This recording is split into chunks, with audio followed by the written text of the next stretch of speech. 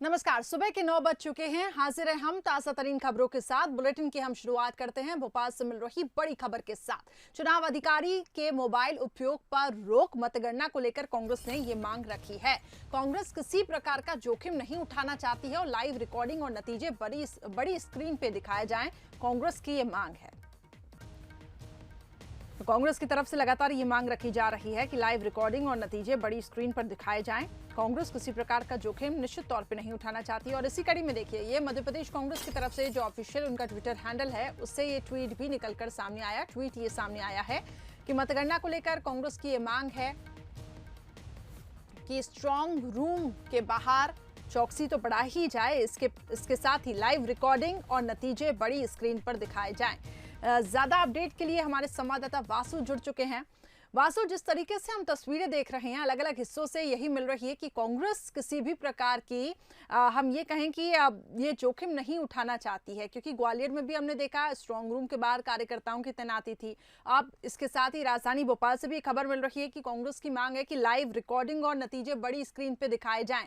तो ईवीएम को लेकर जिस तरीके से बीजेपी लगातार आरोप लगाती रही है कि कांग्रेस हमेशा ईवीएम पर ठिकरा फोड़ती है, तो उससे पहले अब कांग्रेस नहीं चाहती कि ऐसी कोई भी परिस्थितियां बने और इसलिए कार्यकर्ताओं की भी तैनाती है और लाइव रिकॉर्डिंग की भी मांग रखी जा रही है। बिल्कुल गरिश्मा, देखिए, चाहे हम मतदान के पहले की बात करें, मतदान के दौरान की या मतदान के बाद की, कांग्रेस लगातार इस बात को उठाती रही है कि जो सरकारी अफसर हैं उनकी कहीं ना कहीं बीजेपी से मिली भगत है। बीजेपी के इशारे पर, सरकार के इशारे पर वो काम कर रहे हैं।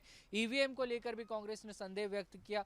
कई सीटों पर कांग्रेस ने रीपोलिंग की मांग भी की और अब जब मतगणना होनी है, 10 नवंबर को चुनावों के परिणाम आने हैं, उसके लिए भी कांग्रेस पुख्ता तैयारी करती हुई नजर आ रही है। कांग्रेस ने जाहिर तौर पर ये तमाम डिमांड की है कि लाइव टेलीकास्टिंग हो, वेबकास्टिंग हो, हर राउंड के बाद जो है वो रिजल्ट दिखाया जाए, हर राउंड के बाद सर्टिफिकेट दिए जाएं, क्योंकि कांग्रेस को कहीं ना कहीं इस बात का संदेह जरूर है कि कुछ माल प्रैक्टिसेस हो सकती हैं, जो अधिकारी हैं वो बीजेपी के फेवर में काम कर सकते हैं। और कांग्रेस ने ये आरोप भी लगाया है कि जो मंत्री हैं बीजेपी के, वो साफ तौर पर कह रहे हैं कि हम कलेक्टरों से मदद ले लेंगे, 8-10 सीटें कलेक्टर जिता देंगे। जिस तरीके से एक इमरती देवी का वीडियो वायरल हुआ था, तो इन तमाम चीज़ों के दृष्टिकोण कांग्रेस ये डिमांड कर रही है।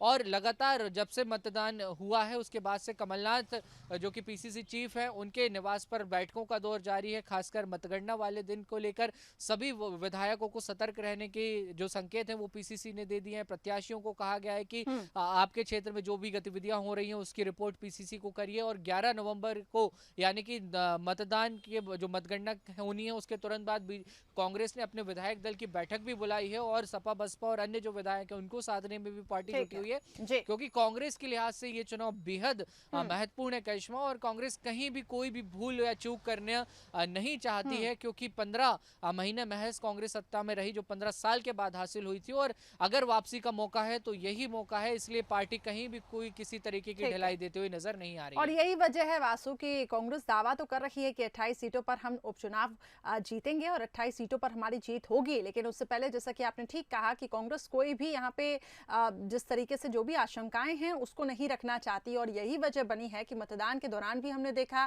कि लगातार कांग्रेस कार्यकर्ता सक्रिय रहे और अभी भी कांग्रेस कार्यकर्ताओं की तैनाती ईवीएम रूम के बाहर, स्ट्रांग रूम के बाहर ईवीएम मशीन पर चौकसी बढ़ाई हुई है। बहुत बहुत शुक्रिया हमारे साथ जुड़ने के लिए। तो कांग्रेस लगातार ये दावा तो कर रही है कि 28 सीटें हम जीतेंगे, लेकिन उससे पहले कांग्रेस